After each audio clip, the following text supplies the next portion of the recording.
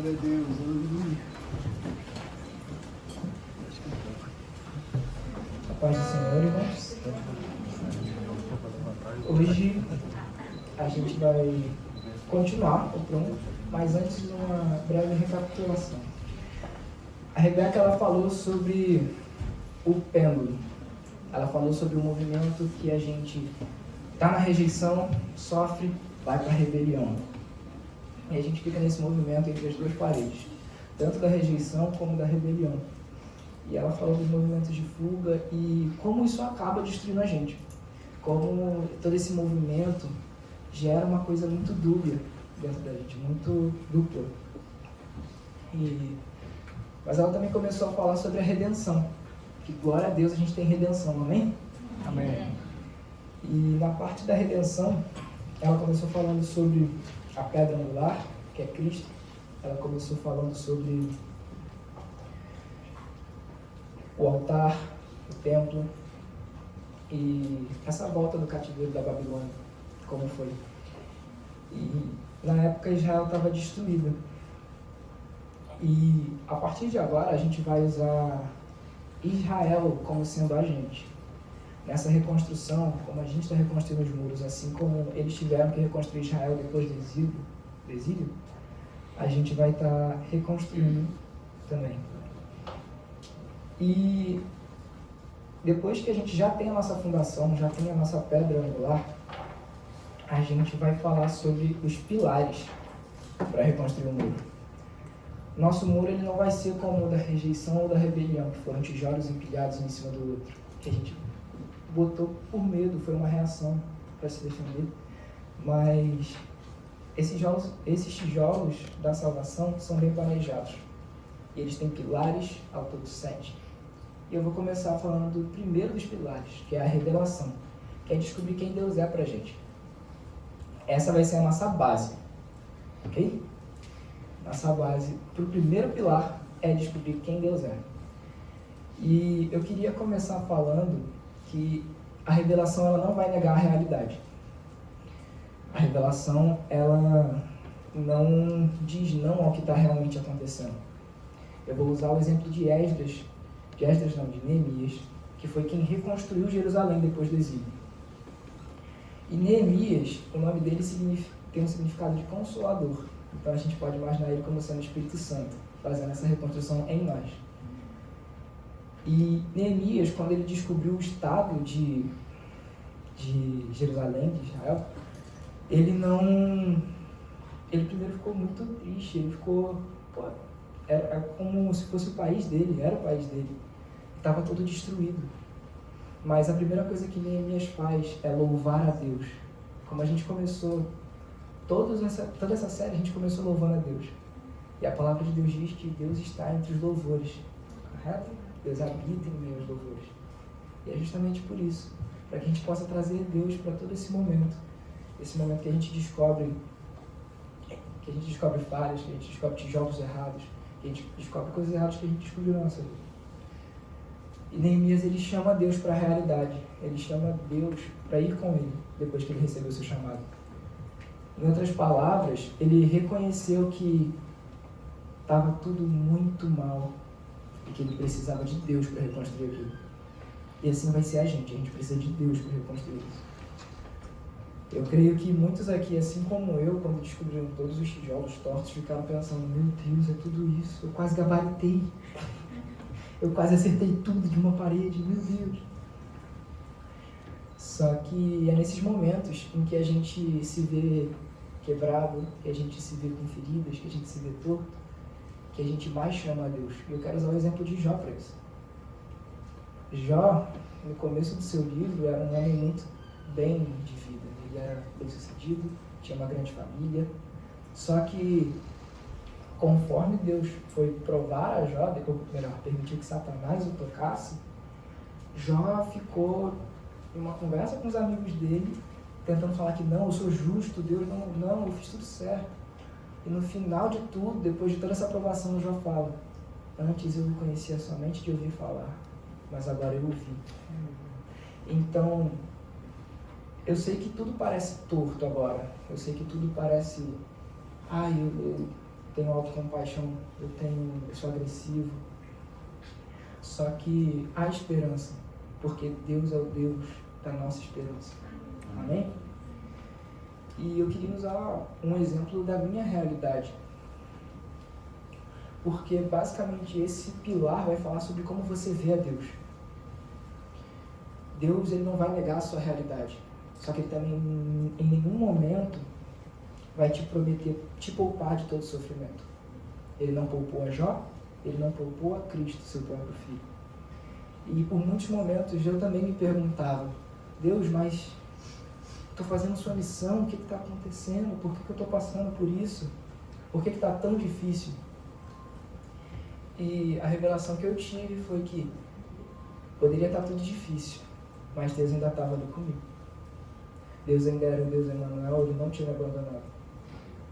E até pegando de uma música que eu conheci esses dias, uma letra da música fala, eu não prometi te livrar de tudo, te não deixar você passar por ele, mas eu prometi estar sempre com você, compartilhando seu jugo, estando contigo.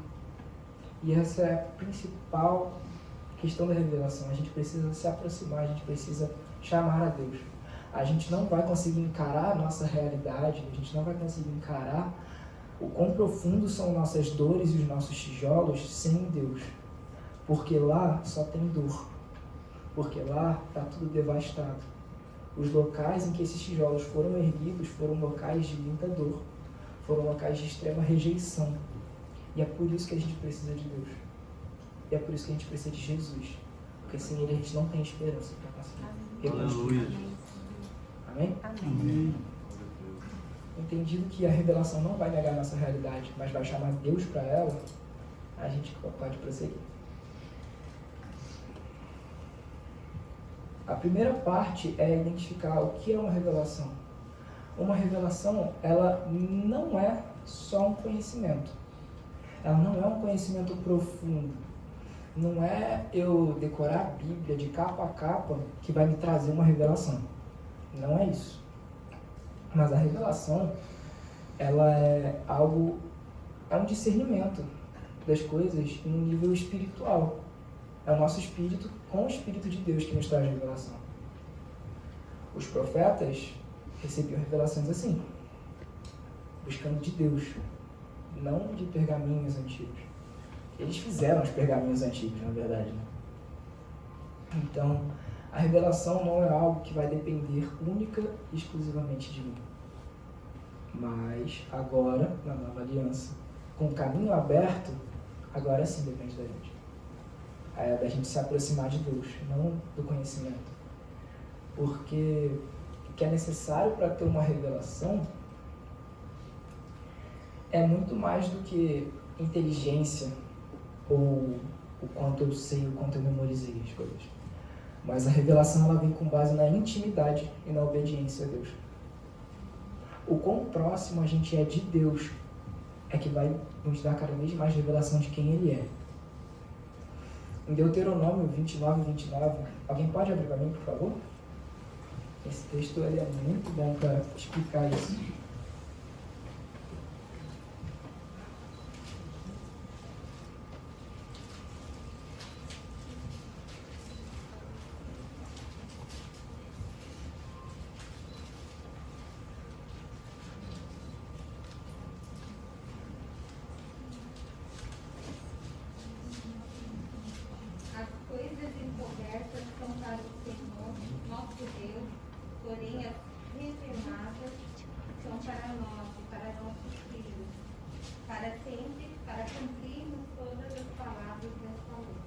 Amém.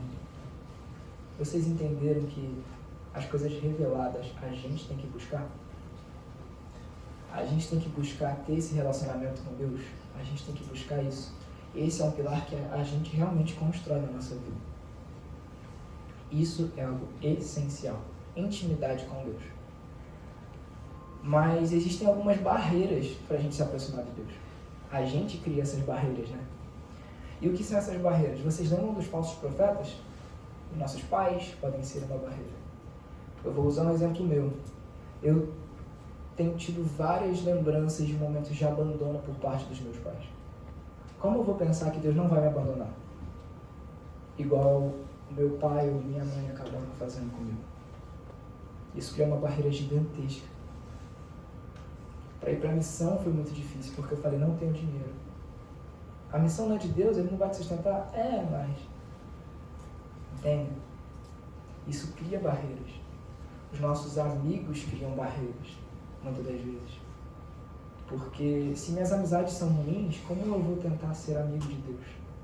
Para que eu vou tentar ser amigo de Deus se os meus amigos só me machucam? Os nossos irmãos, para quem tem irmãos, até dá para considerar irmãos na fé, porque às vezes a gente erra com o nosso próximo, a gente erra com o nosso irmão do lado. Então, muitas coisas, os chefes, todos esses falsos profetas, essas figuras de autoridade, fazem com que a gente levante barreiras para não se aproximar de Deus. Gera uma desconfiança para Ele. Mais para frente a gente vai ver como quebrar essas barreiras, amém? Ainda hoje. Mas a gente tem que realmente começar a pensar nisso, ter luz sobre isso para se desfazer delas. Para a gente realmente crer naquilo que Deus é, em quem Ele é, no caráter dele. E, enfim, Jesus, Ele vai falar quem Ele é. Eu quero falar dessa parte de João 14, que é a última ceia, em específico. Porque Jesus se revelou aos seus discípulos nesse momento. Nesse momento, Jesus estava fazendo realmente a última ceia. Ele já ia ser crucificado, era a ceia da Páscoa, e os discípulos perguntaram. E Jesus estava falando, Jesus estava falando as coisas que haveriam de acontecer, tudo que haveria de acontecer. Ele fala, eu já estou indo. E os discípulos, Jesus, você vai para onde? Como assim?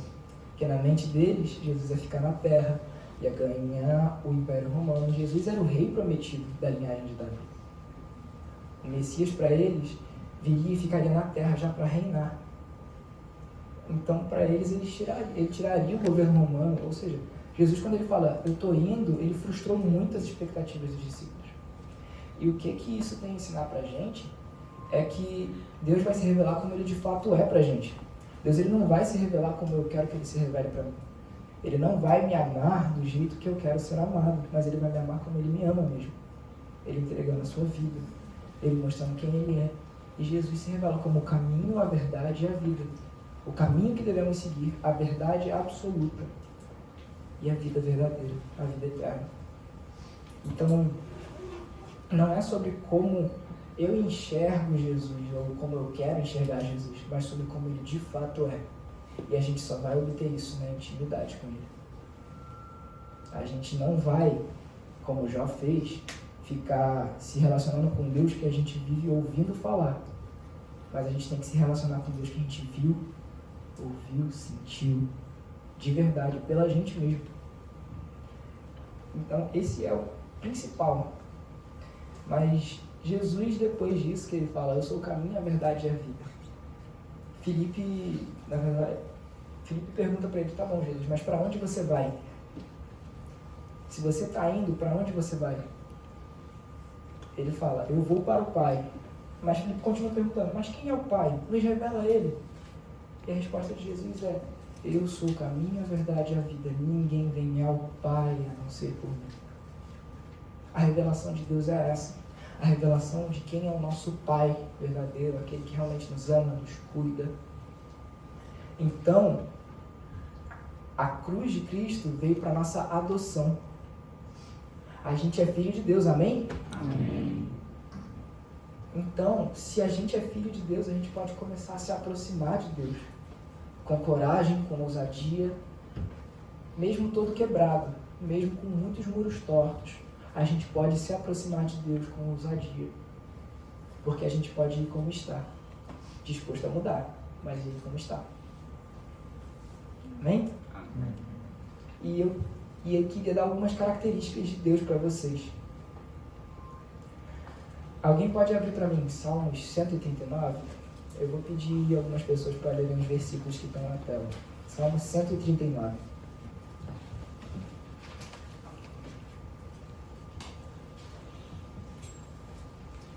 A gente vai ver agora algumas características do nosso Deus. uma característica que esse salmo mostra pra gente.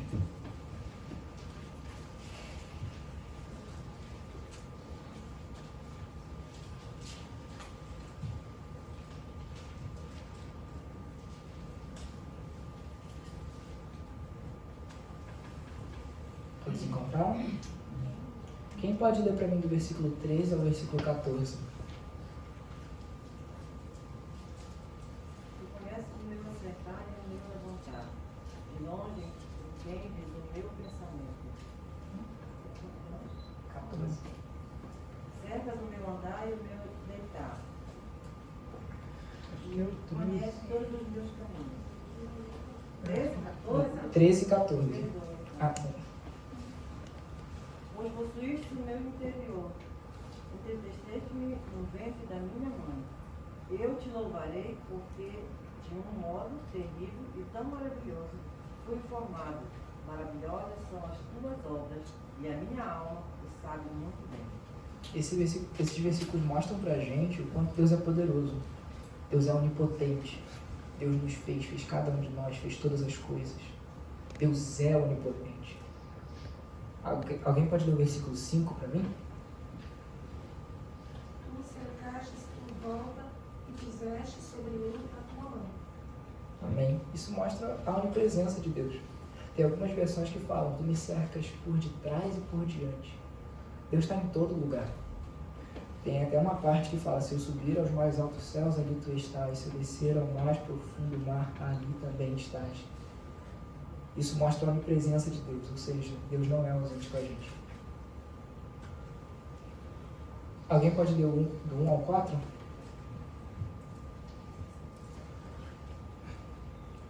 Senhor, tu escondes e me conheces. Sabe quando me sento e quando me levanto. De longe percebes os meus pensamentos.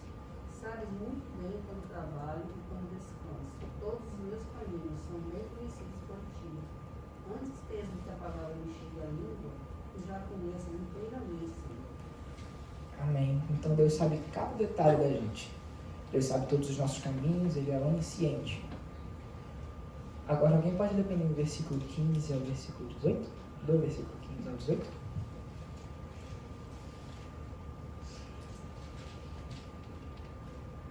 Meus ossos não estavam escondidos de ti, quando em secreto fui formado, e entretecido como nas profundezas da terra. Os teus olhos viram meu embrião, todos os dias determinados para mim. Foram escritos no teu livro, antes de qualquer deles existir. Como são preciosos para mim os teus pensamentos, ó Deus! Como é grande a soma deles! Se eu os contasse, seria mais do que os grãos de areia. Se terminasse de contá-los, eu ainda estaria contigo. Amém. Então aqui a gente vê uma palavra que o próprio livro usa, é onipessoal. Deus é pessoal com cada um de nós. Deus, ele vai encarar cada indivíduo como ele é.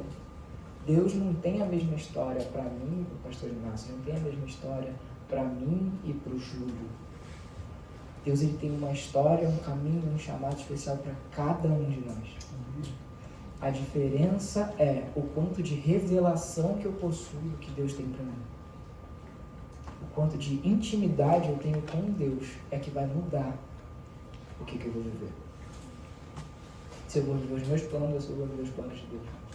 Deus é um Pai que se preocupa com a gente, Ele quer o nosso bem, Ele entregou o seu único filho para nos adotar. Jesus virou nosso irmão mais velho. Tudo isso para que o plano dele para cada um de nós, para que o amor dele por cada um de nós fosse consumado. Amém? Amém. Então Deus é esse Deus onipessoal que cuida da gente, que ama a gente verdadeiramente e que a gente pode confiar. Eu era uma pessoa que era extremamente desconfiada de Deus, porque Ele criou tudo e tudo está triste, está ruim. Eu não entendia que Ele também estava lá comigo, na minha dor. Eu não entendia que Ele foi quem me ajudou a sair da minha dor. Ele foi quem me guiou, Ele foi quem se revelou a mim. Ele foi quem morreu no meu lugar. Então Deus é esse Deus que a gente pode confiar, a gente pode se achegar ousadamente para reconstruir os nossos muros. E esse é o primeiro pilar. A revelação de que Deus é nosso Pai. A revelação de que a gente pode confiar nele. O próximo pilar, o segundo pilar agora, vai ser o arrependimento. O arrependimento é trilhar o caminho de volta. O arrependimento vai ser arrepender-se de fato. E para começar a falar sobre arrependimento, a gente precisa primeiro reconhecer que foi o que a gente fez aqui. Esse processo da gente descobrindo os tijolos, descobrindo o que está de errado, o que está torto na nossa vida e realmente aplicando, é a gente reconhecendo. A gente reconhecendo às vezes que a gente é alguém que é inflexível. A gente reconhecendo que às vezes a gente tem um complexo de superioridade. Ou então reconhecendo que meu espírito está abatido. Não é vergonha nada disso. Mas a gente tem que reconhecer. A gente tem que reconhecer que existe um caminho, um modelo certo para cada um de nós. O modelo está na Bíblia. E é o que a gente vai começar a seguir, é o que a gente vai começar a aprumar. E esse é o primeiro passo. Reconhecer o erro. Reconhecer que estamos errados. Reconhecer o nosso pecado. E a partir disso, a gente tem que fazer duas coisas a mais. A primeira é assumir a nossa responsabilidade no erro. É a gente pegar a responsabilidade do erro pra gente. Vocês lembram das uvas verdes? Vocês lembram de que os pecados dos nossos pais nos alcançam, sim, mas que a gente tem que se responsabilizar por eles? Porque quem tem controle da minha vida sou eu, não é minha mãe, não é meu pai. Eu escolho mudar. Eu escolho seguir um outro caminho. Isso são as uvas verdes. E isso é assumir a responsabilidade da culpa tanto do seu pecado quanto dos seus pais. Do que eles erraram com você, do que eles deixaram faltar. E assumir a responsabilidade por isso. E depois ter uma mudança. Para só depois a gente realmente decidir mudar. E para ter uma mudança eu quero trazer um exemplo que está lá em João 8, que os fariseus eles trazem para Jesus uma mulher pega em adultério. Eles queriam pôr Jesus à prova, então eles perguntam: Jesus, o que a gente faz com ela? A lei de Moisés manda apedrejar. O que o Senhor diz? A resposta de Jesus foi tão sábia. Foi: aquele que não tem pecado, que atire a primeira pedra. E todos eles reconheceram o erro, reconheceram que estavam errados, até assumiram a responsabilidade por ele. Mas deram as costas para o único que podia trazer mudança. Então, assumir a responsabilidade não é necessariamente mudar. A gente tem que escolher mudar e ir até Cristo, ir até a cruz. A gente vê tudo que a gente tem de errado, pega a responsabilidade pra gente e vai pra Jesus. Jesus, eu sou isso aqui, eu quero mudança. Eu preciso de mudança, Senhor, me ajuda. E isso é o que a gente tem que fazer após identificar o erro. Agora eu quero trazer para vocês o significado da palavra arrepender-se. Arrepender-se tem dois significados, um no Antigo e um no Novo Testamento. No Novo Testamento, a palavra no grego tem um sentido mais de metanoia, mudança de mente. Ou seja, é algo interno, é algo que a gente faz na nossa mente, com as nossas emoções e tudo mais. E no Velho Testamento o sentido é mais literal. O sentido é literalmente isso aqui. Eu estou caminhando em uma direção, eu dou a volta, eu viro e eu volto. Então, no Velho Testamento é algo mais exterior. A gente tem que juntar esses dois. A nossa mudança tem que ser de dentro para fora. Esse recalcular a rota, que a gente vê que a gente está indo no erro, eu estou errando aqui, eu estou caminhando nessa direção, percebi aqui dentro. Eu quero mudança. Eu mudo aqui dentro. Isso vai refletir fora. Isso vai refletir com os outros. A gente vai ver o fruto disso com as outras pessoas. O fruto do nosso arrependimento. Frutos dignos de arrependimento. Mudança. Isso produz frutos dignos de arrependimento. E esse é o significado da palavra arrepender-se. É isso que é verdadeiramente se arrepender. e vamos para cada uma das paredes. Agora a gente vai passar o arrependimento por elas. O arrependimento na parede da rejeição, como ele funciona? A rejeição é uma parede erguida com base como a pedra angular, entre aspas, da parede da rejeição é a nossa incredulidade. A nossa incredulidade no nosso valor. A gente se acha menos. A gente não crê naquilo que Deus diz que a gente é. É a incredulidade que é a pedra angular da rejeição.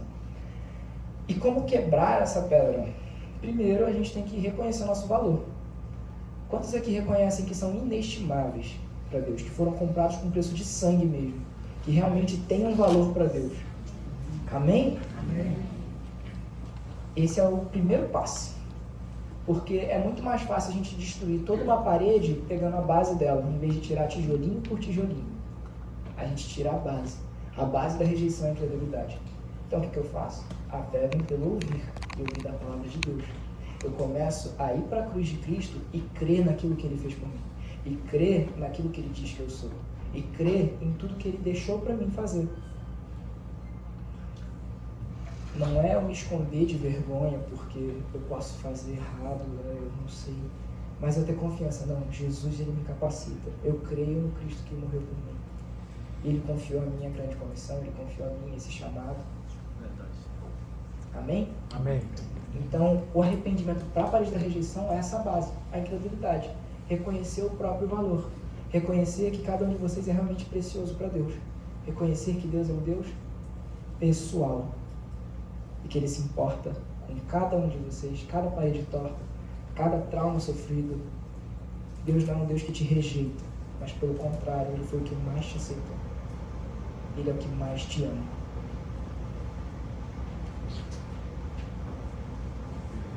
Já na rebelião, a pedra angular da rebelião não é a incredulidade, mas é o orgulho.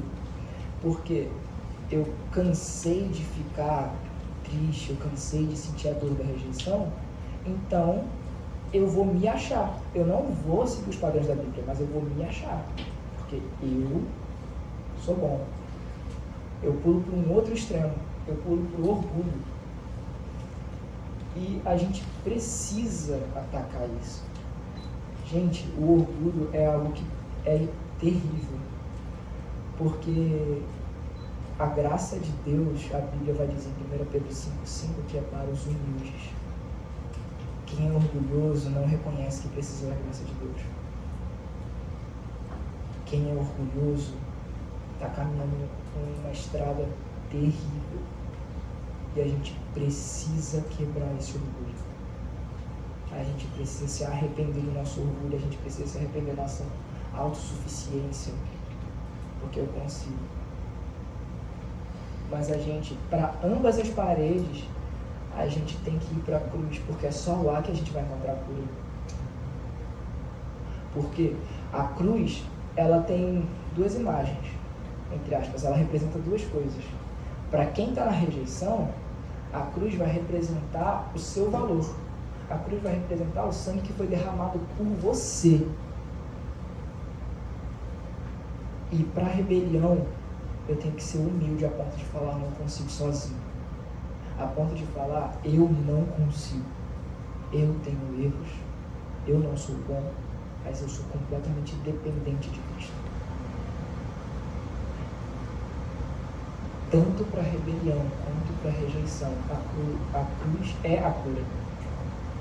Ser humilde é aceitar o seu valor. E ser humilde para poder receber a graça de Deus. Amém? Esse é o arrependimento. Para ambas as paredes. Para derrubar todos esses tijolos, a gente tem que reconhecer naquilo que a gente é orgulhoso, naquilo que a gente é incrédulo. Porque todo mundo viu que a gente tem das duas paredes, né? A gente é incrédulo para algumas coisas e orgulhoso para outras. Então a gente tem que se arrepender mesmo. Mudar na mente, reconhecer para mudar.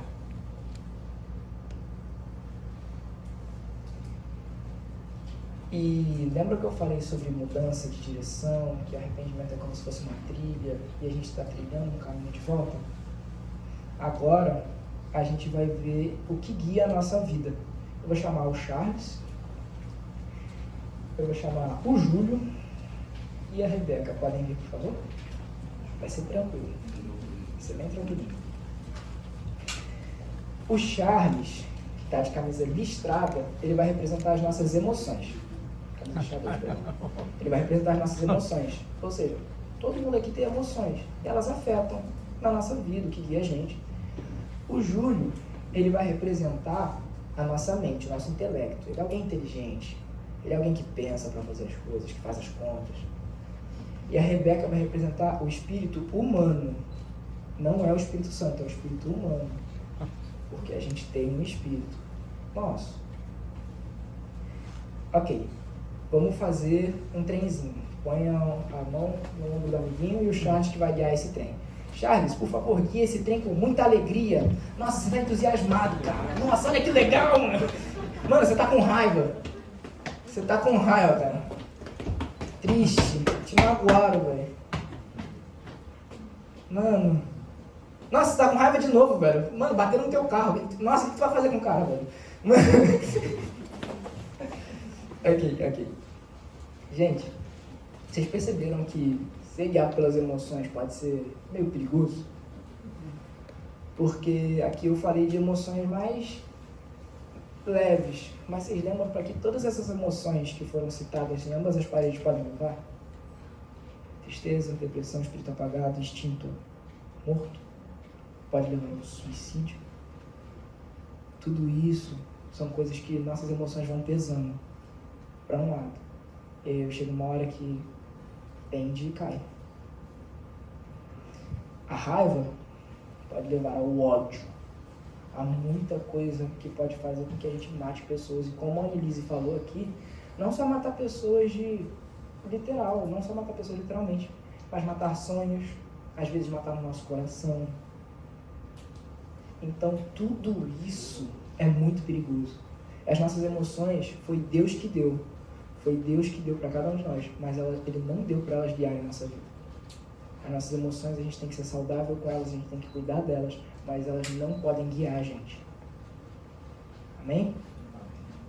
Então, Charles, você não pode mais guiar, cara. Vá pro fundo. Júlio, faz cara de inteligente. Ele pensa, repensa, planeja de novo, faz as contas do orçamento do mês, vê se dá para fazer isso. Nossa, vou planejar um passeio.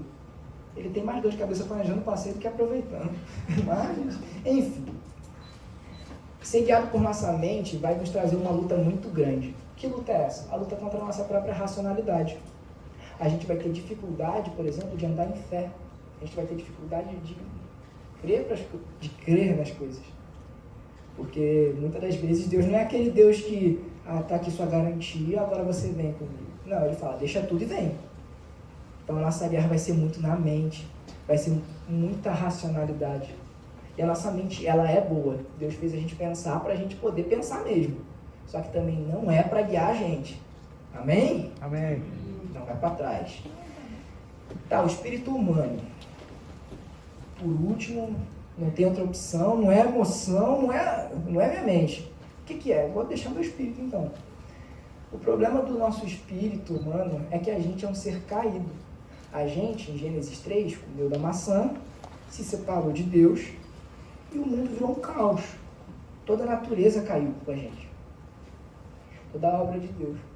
Então, o nosso espírito não está apto, ele não pode nos guiar sozinho. A gente precisa de proteção na área espiritual. Proteção de quem? Vocês lembram o nome dele? Tem Deus Pai, tem Deus Filho e tem o... Então a gente precisa do Espírito Santo de Deus. A Bíblia vai dizer que o Espírito Santo é o nosso Consolador, que Ele é o nosso selo, Ele é quem nos sela. Então é o nosso Espírito, junto com o Espírito Santo, que tem que guiar a nossa vida. Para onde a gente deve ir? Seguir a Jesus é se deixar ser guiado pelo Espírito Santo. É o seu Espírito com o Espírito Santo guiando a sua vida inteira. Cuidando das suas emoções, porque a gente tem que cuidar das nossas emoções, elas não são feitas para ser ignoradas. E santificando o nosso intelecto. Amém? E o arrependimento é essa troca de vagões. É o que está guiando a nossa vida, que vai mudando. A gente vai se arrependendo, falou, quebrei minha cara quando deixei minhas emoções. Então eu vou mudar aqui. Vai ser minha mente agora, eu vou ser racional. Não, eu não vou me relacionar com ninguém agora, eu estou fechado, me feriram. Um exemplo de relacionamento, né? As emoções guiaram alguém para ter um relacionamento com uma pessoa, mas essa pessoa se frustrou, ficou ferida. Aí se arrependeu. Agora é a mente que está guiando ela. Ela falou, não vou me relacionar com mais ninguém, porque não tá bom. Eu não quero mais. Ela se fecha. Agora se arrepende de novo, porque viu que família é um projeto de Deus. Aí quer deixar o Espírito guiar. Mas se essa pessoa não buscar Jesus, não tiver o Espírito Santo, vai acabar ruim de qualquer jeito, gente. Isso é um exemplo de relacionamento, porque fica fácil de entender, né? Como cada um guia. E o arrependimento é essa troca de vagão. Só que nessa troca de vagão, uma loucura acontece. Porque as nossas emoções, elas querem guiar a nossa vida. O nosso intelecto, ele quer guiar a nossa vida, porque ele é mais garantido, entre aspas, né? Ele é mais exato.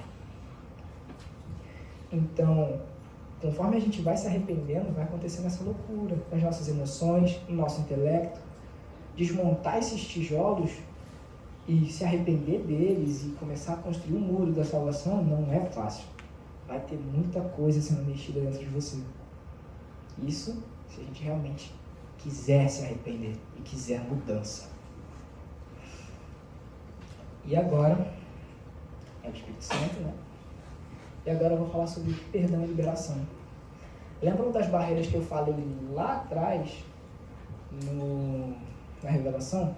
Das barreiras para eu não me aproximar de Deus? Eu vou explicar para vocês agora. Anne, pode vir aqui. Charles, pode vir aqui. Rebeca também. Rebeca, você vai ser a mãe da Anne, ok? Uma figura de autoridade para a Anne, a mãe dela. Fica na frente da Anne. Anne, você vai imitar tudo que a Rebeca fizer. Rebeca, você faz o que você quiser. Charles vai representar aqui Deus. Lembra da barreira? A Rebeca está sendo essa barreira, que não está deixando a Anne ver a Deus, que não está deixando a Anne se relacionar com Deus direito. Por quê? Ela está olhando só para a Rebeca. Gente, como a gente lida com o erro de uma pessoa que machucou a gente? Como Jesus pede para a gente lidar? A gente libera a pessoa perdoando. A importância do perdão está em eu poder seguir a minha vida sem um peso.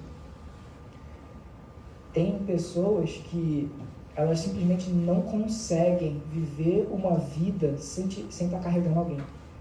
Tem pessoas que são tão irritadas com alguém que não quer estar onde ela esteja. Ou seja, essa pessoa está influenciando. A pessoa que te feriu ainda te influencia se você não quer estar onde ela está. Porque se todo mundo for convidado para uma festa, você perguntar, a Rebeca vai? A Nilce já não vai mais. Então, o perdão, ele libera a pessoa da gente. O perdão faz com que a gente possa liberar a Rebeca. A Nilce perdoa a Rebeca. Tudo que ela fez de errado não mudou. Mas agora, perdoando ela, ela pode seguir a vida com Deus. A Rebeca deixa de ser uma barreira, a Rebeca deixa de ser um empecilho para Anne se relacionar com Deus. Tem uma outra... vocês podem sentar, muito obrigado. Tem uma outra ilustração, e tudo isso fala de uma visão correta, né? Tem uma outra ilustração que eu aprendi com o Bruno, que o perdoar alguém é como se essa pessoa tivesse pego uma faca e te machucado. E tá doendo, me machucou, tem uma faca na minha perna, eu não tô conseguindo andar direito, eu não tô sendo eu. Eu não tô conseguindo andar de maneira saudável. Então, o que acontece? O perdoar é eu tirar a faca. O perdoar é eu tirar aquilo que está me machucando. Eu não carregar mais aquilo que me fere. A ferida vai sumir quando eu tiro a faca? Não some. Vai continuar lá, vai doer. Mas pelo menos vai começar a ser curada. Mas pelo menos vai cicatrizar em algum momento. A gente pode nunca se esquecer daquilo que fizeram com a gente. Mas a gente vai se recuperar daquilo. Amém. E a gente vai viver uma vida normal, caminhando, não com facas, não com espadas, não com nada disso preso na gente. A gente não foi feito para ficar carregando essas dores, essas feridas. E o perdão, ele faz isso. Ele libera a gente. Perdoar é bom pra gente. Não é outra pessoa que precisa do nosso perdão. Eu preciso perdoar outra pessoa. Então essa é a importância desse terceiro pilar. Esse era o terceiro. Eu acabei me esquecendo de falar, peço perdão. Mas o terceiro pilar é o perdão. A revelação para a gente saber quem Deus é. Que Ele não rejeita a gente. Que Ele não é como as nossas antigas figuras de autoridade, mas que Ele é nosso Pai.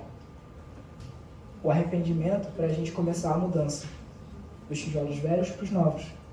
E o perdão para a gente tirar essas barreiras, esses empecilhos, essas feridas. E agora eu vou liberar vocês para o intervalo, 5 minutinhos, e o Charles vai voltar com os últimos 4 pilares. Amém? Vou fazer uma oração antes. Vou fazer uma oração antes, então, em breve. Jesus, obrigado, Deus, por toda essa luz que a gente tem recebido. Obrigado, Pai, por todo esse conhecimento que o Senhor nos tem dado. Senhor, eu te peço que a gente possa realmente aplicar esse conhecimento nas nossas vidas.